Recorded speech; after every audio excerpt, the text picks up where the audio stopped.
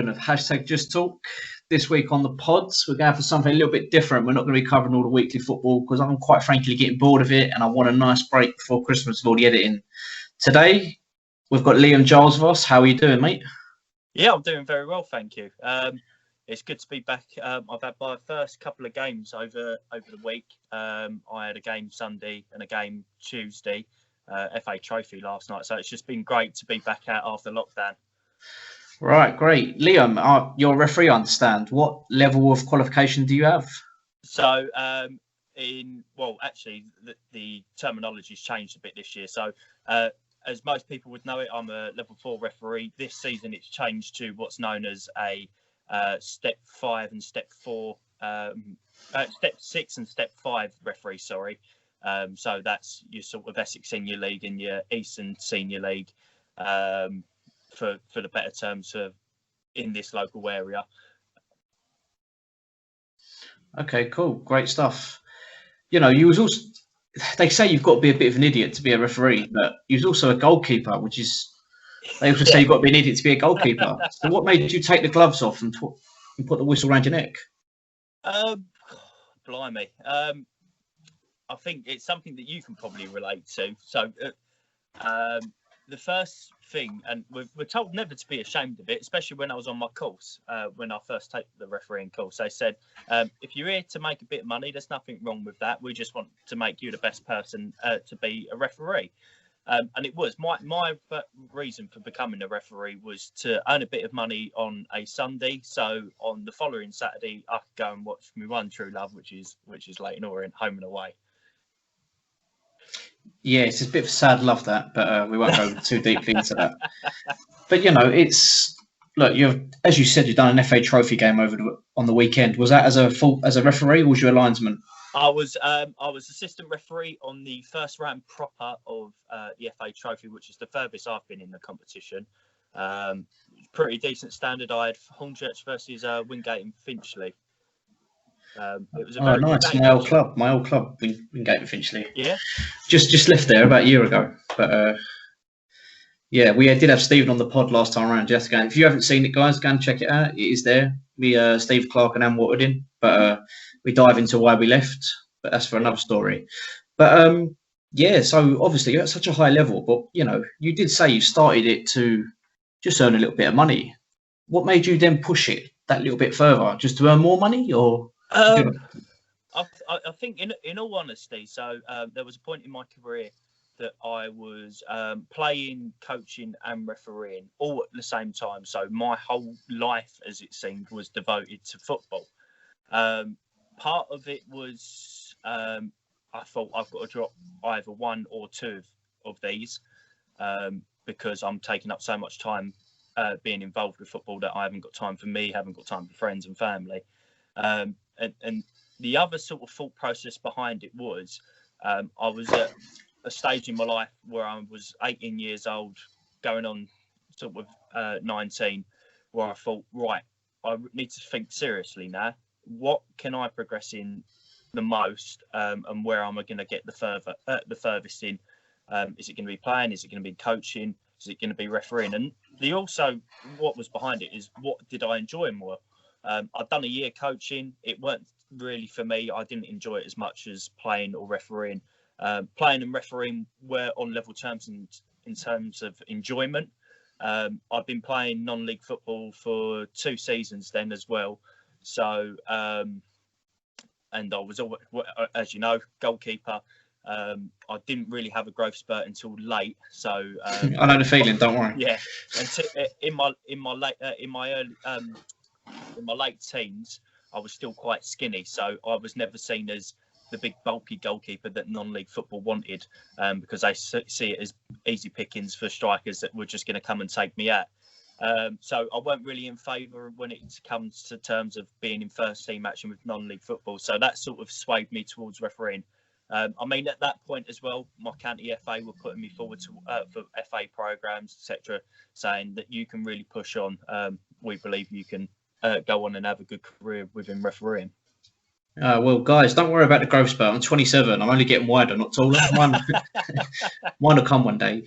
When you said about the FA was putting you forward for courses, was this not not a pressured thing, but is there a shortage in referees, and are they pushing to try and get more younger referees into the game? I wouldn't say there's a shortage, but there's always the opportunity there for referees that are eager and keen to learn. Not only that, the FA want to always encourage younger people to take up the whistle, because then that has potential to develop and grow younger referees to progress throughout the refereeing pyramid. So they're always going to be a lookout for the next Howard Webb, the next Mark Clattenburg, maybe not in the same context. But they'll always be looking for people to grow in to have at the top level of the game. Good stuff. Good stuff. You know, I'm quite interested. Now we're on the topic. You know, when we was at Sporting and I was turning up, or even at other clubs, when I was turning up on a match day, there was always a buzz meeting up with the boys, going into the changing room, with blaring the music. What's it like for yourself? Because obviously you probably know the lines. Say you're the referee for that game, you probably know your linesmen. You probably know who's helping you out on the day. What's that car journey like to the game? It really can vary. I mean, it can vary on what type of game you're doing, what rides on the game, how you're feeling yourself as well. Because you might have come into it off the back of a bad game, and you might have that in your mind, or you might come into it on a high and you feel quite relaxed. It can really be a mixture of things, as I can imagine it probably is for players, because players might come into it in a barren run thinking, oh God, we're going to get beat again today. It might be the same thing for it's the same thing for a referee. We might have had a bad run of games and thinking, am I going to have another stinker today? So yeah, it's a real mixture, a real bag. Ah, cool. Fair enough. Fair enough. But yeah, I can totally understand what you're saying as well. The emotions are quite. Any game of football I play now, really, even when I play on a Monday night, you know, I didn't play for 5 weeks. I wanted to put performance in. It's just, it's how it is. But look, you're looking to go to the top, very top, and you know, like the Premier League, the Championship, your League Ones. I take it. So it's the reason we're all here. I wasn't going to have a referee on for no reason, was I? Let's be honest. We're going to call it. It's not really a Dean Henderson incident. He has kind of just lumped the ball forward. Yeah, it's gone out of play by, what would you say, 5-6 yards? I'd say quite obvious. Referee hasn't seen it. United have gone on to win the game from that goal, and you know, David Moyes is doing his nut, as you can't blame him, and so West Ham fans, which they rightly do so. But Liam, you know, we've brought VAR in to cut these mistakes out, even though it's not been brought in for throw-ins. How do you feel that could have been done? How could that have been done better and improved? So I feel like this is the similar sort of situation. You might disagree. Last season, when Aston Villa played Sheffield United, when was it Aston Villa or no? Was it Aston Villa or Sheffield United? No, Sheffield United scored a goal, didn't they? And goal line technology didn't pick it up. So VAR, it's quite primitive in how it is in terms of how it's being used in football. Same as it is in any sport. When they've brought in video technology, it's taken time to be embedded in. It's not always going to cover all bases. It's not always going to cover all grounds. But the same with any sort of new process that you bring in, unless the mistakes happen, you can't always prejudge what you need to cover. So, for example, with the ball over the goal line incident, because the cameras were blocked, goal line technology didn't pick it up. There isn't a process with VAR in place to look at goals. However, I would imagine for next season, there more than likely will be a process in place to say if goal line technology fails, the assistant referee standing there going, that looked like it was over. Why has the goal line technology not gone off? There might be a process in place for VAR then to review it and then get the correct decision. Same with the West Ham incident that just happened, the Man United West Ham incident. VAR's not prepped up to do ball in and out of play along the touchline or along the goal line. So for that instance, they haven't got the camera angle that will cover the ball going out over the byline. So although it may look quite conclusive on the picture that everyone's seen that's been produced by BBC, the VAR protocol is that because it's not definitive and they haven't got the technology to say at least 99% sure that ball's gone out of play, they have to revert back to the on-field decision. And the on-field decision was that the ball didn't go out of play. Yeah, I'm finding it. Look, I don't even know why I'm getting frustrated. I hate West Ham. I should be laughing. But I think it's the whole VAR argument. I think from what a lot of fans are saying, oh, it should have been checked. It should have been checked. But come on, you've left the game, Liam.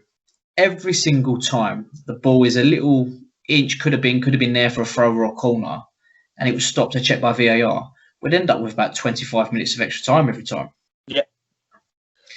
It's just frustrating. But again, you know, if you're the linesman in that situation, it's difficult because he has played the long ball.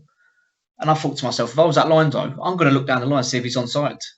You know, would you have looked over your head at the ball, or would you just presume it's going to stay in?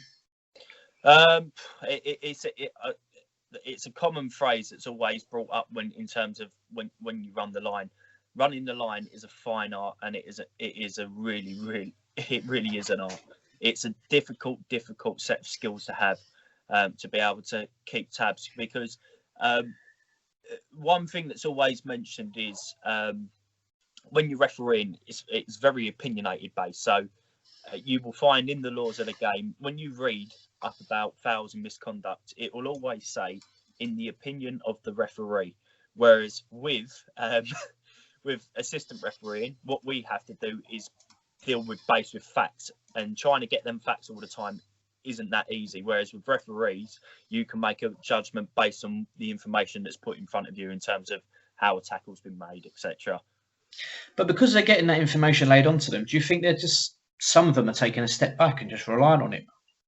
No, I would never say that. That there'll be people that that will think that they'll think, oh right, referees is just going to take a back seat and let VAR do it. That's really not the case.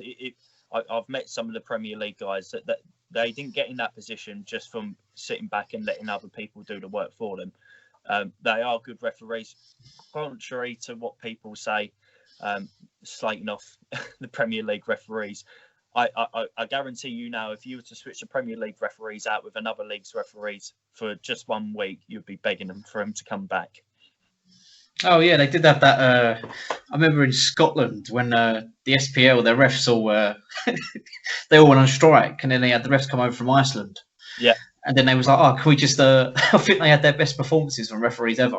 They just wanted to keep the refs from Iceland. But that's going off topic a bit. But I want to go back on when you said about, you know, on your trip to a game. You said sometimes depending on your old performances and stuff like that. Right. If you're on your way to Old Trafford, you've got VAR in use today. Yep. I did say, I'm not going to say, would you let VAR do all the work, but would you be a little bit more relaxed? I don't think you'd be more relaxed because it's there as a fail safe. So just to put it into context, say you was working at heights, you've got a harness on. That harness is your fail safe. Doesn't mean that you're going to go and jump off the building, does it? Of course not. Of course not. When I mean a bit more relaxed, I mean like on the way you'd feel on the way to a game. I think it takes the edge off slightly, knowing that obviously you try and get everything based off of your own performance. So you would want to make all of your decisions 100% correct without the use of VAR. However, you know that if you make a gut decision and you think that's the best decision that I can give, however, if I'm wrong, there's someone to prove me wrong, and we'll get the right decision. That's in the best interest of football. So it sort of it takes that pressure away from the referees, knowing that if they do make it, because I would never say that a referee would make a decision thinking, oh, I could get out of jail card here if I get it wrong. They would make the decision thinking that's what I believe the correct decision is. Cool, good stuff. I'd also like to say, obviously, look, you've done Sunday League games. You know, you're at the Essex Senior League level now. Yeah. You know, end of the day, these professional referees, I know they'll take a lot of abuse and there's that song, I'm not going to sing it, but the ref is a beep, you know what a word we're going to say there. But end of the day, they know it's I don't think it's right, but they know they're protected. at a Sunday League level where you don't have that protection and you've got that mouthy old player at you all the time, in your face, calling you this, calling you that, say he's going to do this. How do you deal with that? I mean, as a referee, your people skills is probably one of the most important things you can have at grassroots level. Being able to talk and communicate. I mean, football is a great sport because it brings people together.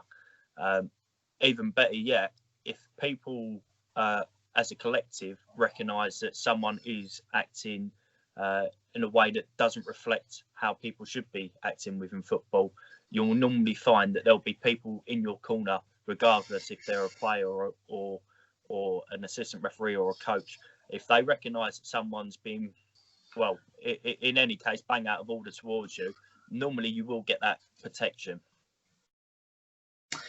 You know, as we are, we are hashtag just talk. We do want to get people talking. It's when I've done it to referees before. I've been in their era when I was a bit younger. I haven't done it for a very long time. But have you ever felt? Not saying I'm about 5'0". I'm not leaving anyone feeling intimidated or anything. But have you ever been in a game where you felt stuck in a corner and you felt a bit intimidated? Was there any afters after the game? I mean, there was a situation a couple of seasons ago. I'd done a Sunday League game. I had given a free kick against a player. He didn't quite agree with it. And, players get frustrated if they don't agree with you, so that's fine. So all I was saying to him was, look, fella, calm down. It's a free kick on the halfway line. I think it's a foul. Let's just get on with the game. He carried on and he started having a real pop at me. So there was a few expletives thrown my way. So at that point, I blew the whistle and I said to him, look, fella, come in, have a chat. Let's calm this down. With that, he then continued to dismiss me and then decided to stick his middle finger up at me. At that point, I thought, you've had enough chance. You shouldn't be doing that. So at that point, when I finally got him in, I said, I'll have your name, thank you very much. Showed him the red card. I said, for sending you off because you stuck your finger up at me, that's an abusive gesture. At that point, with his skipper there as well, because I brought him in for the chat, he then proceeded to threaten me and was going to, and he was saying that he was going to smash my face and he was going to beat me until I was black and blue. And he was quite a bit bigger than me, and he was taller than me. I remained calm on the outside, whereas in the inside, I thought he might hit me here. This is quite worrying. But as I was saying previously, there will be players there that will recognise, no, that's not the way you should be going about playing a game of football. So in that instance, I had players from both teams that said, no, that's not right. Get him off the pitch, get him away. And I was quite thankful for that. However, he did remain in the vicinity of the pitch. But I didn't recognise the fact that he was still in the vicinity of the pitch, even though that players in that situation, when they've been sent off for foul and abuses, they should not be in view of the pitch. I felt if I bring attention to that and tell him to go away, it inflames the situation more, and I put myself at more of a risk. So yeah, when I finally put the report into the FA, it all got dealt with properly, and thankfully he got the appropriate punishment. But that, in saying that to the FA, I said, although that I did not feel completely threatened and think that everything's going to go totally wrong here, and I'll remain calm, I put in my report. However, other referees may have just walked away at that point, or they could have felt really threatened by that, and it could really affected other referees. I think it depends on your mindset and who you are as a person, because what might frighten you might not frighten me, but what might frighten me might not frighten you. Oh, of course, totally. I take this was with no linesmen or anything. Yeah, completely on my own on the Sunday League. How does that make you feel? Like I can imagine walking off the pitch, you're probably a bit wary of him, as you said. And what about on a Monday morning or a Tuesday? Even going into your next game, how does that make you feel? Did it stay on your mind? For me personally, no, because one thing I was taught from early with refereeing, when you get experiences like that, they are very, very few and far between. So the good times are always going to outweigh the bad times, especially like if you have not just like if you get an abusive situation, if you've had a bad game, it's the same thing. You put it to the back of your mind. Well, first of all, you deal with a situation. You look at it and go, "What went wrong? Right, what can I do better?" Park it, move on. When you go to your next game, you just get on with it and you start afresh, because when you think about it, you go, well, I've had 5 good games and 1 bad game. Why should I concentrate on the bad game? Let's look what I've done wrong. Let's improve it and do better in the next game. Superb, mate. I wish we all had the same mindset when it comes to games with you. But yeah, okay, you said about, we had a brief chat before we started recording, and I told you, no, let's just stop talking, we'll save it for the pod. We're going to mention the C words, the big, big C words. No, not what you call me in the comments, but COVID-19. How has this affected you as a referee and many other refs around you? I mean, there's been positives and there's been negatives. I suppose the positives... They've been testing then? Yeah. Yeah. I think some of the positives that have come out of it, I hope they stay. So, for example, especially at in the football pyramid, some like step 6 and above, it's expected that the referee turns up in a suit and tie. Now we've changed to you turn up in a tracksuit, referee tracksuit, so you still look smart and professional. We've been asking that for so many years now, because players will turn up in tracksuits. Why can't we? They look professional. Why we can look professional as well? And it's just so much easier. It's more comfortable. It's more relaxed, and especially after a game, getting changed back into a tracksuit is so much better, rather than being you've just come out of the shower, you're all sweaty and like you're trying to put back on a suit. It's just horrible, and then you've got to drive home in that. It's not nice. Whereas as a tracksuit, it's nice and relaxed, and you feel good about like being able to go out and do a sporting activity. The negatives, I mean, it's the sort of interactions are a lot more limited now. Football's about being social. You don't go football to be isolated, do you? You go there to be surrounded by people and to have that interaction with people. I mean, we still do have interactions. It's just not on the same level as what we would have done. So, like your post-match handshakes, it's more of a fist bump and it's a quick pass. Not saying that I would prefer a handshake. It doesn't bother me. I've done fist bumps. I've done elbow touches. I've done handshakes. It doesn't bother me. But in terms of the respect handshake, I feel it takes a little bit away from it, because it's just that mutual respect between teams before the game. You sort of lose that as well. And just all of the rules and regulations around, you can do this but you can't do that. You've got to go one-way system around here. You've got to wear masks to go through here. You've got to have your temperature checked. It does pose a lot of problems, but if we want football, we've got to put up with it, unfortunately. Liam, you've been great to have on the show, mate. I can't lie. You have been absolutely fantastic. You've answered every question in full. It's better than some guests who just nod at me. But look, whenever we've had our pub talk and spoke after a few beers and beer garden and that, you've always spoken quite highly of the FA. So when I ask this question, I don't want you to feel like I'm trying to put the FA down or any other refs down. But if you was put in charge of the Referees Association tomorrow, if that's what it's called, is that what it's called, the Referees Union? So you've got the Referees Association, which is sort of like the PFA, and then you've got the FA as well. Cool. So let's just say you're in charge of the FA, just to get all that out of the way.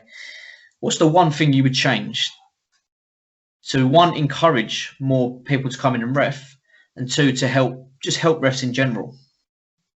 I think it would be more publicity around refereeing.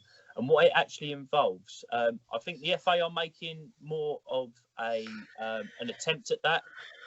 UEFA as well. I don't know if you've seen it, but UEFA have just brought out a new, I think it's a 4-part series called Man in the Middle, and it's all about interviewing the referees and how they've had to come through the refereeing ranks in the different countries and what it's like to be on the top European games in the Champions League, in the Euros. It's really great. It's really great to see that insight and see that sort of coverage that's being made by a main governing body in UEFA. For me, a lot more needs to be done. A lot more needs to be shown on how difficult a referee's job actually is, because I don't think people actually appreciate how difficult a referee's job is. They think it's just standing in the centre circle blowing a whistle, when it's a lot more to that. There's a lot more dedication that goes into refereeing as well. 100%, you're right. I wouldn't do it. I wouldn't go anywhere near a whistle. I hate being a linesman when I've been asked to do it. But yeah, Liam, is there anything you want to shout out? Anything like your Twitter or anything I can put in the bio? Or yeah, shout out my Twitter. It's Liam T Giles 96. If you want to give me a follow, I'm probably more active on Instagram. So same at again for Instagram. Cool. Don't worry, we'll put both in the bio. Guys, thanks for watching. Don't forget to leave a like, comment, subscribe if you haven't already. And guys, peace. Thanks a lot, Liam. Cheers for coming on. No problem.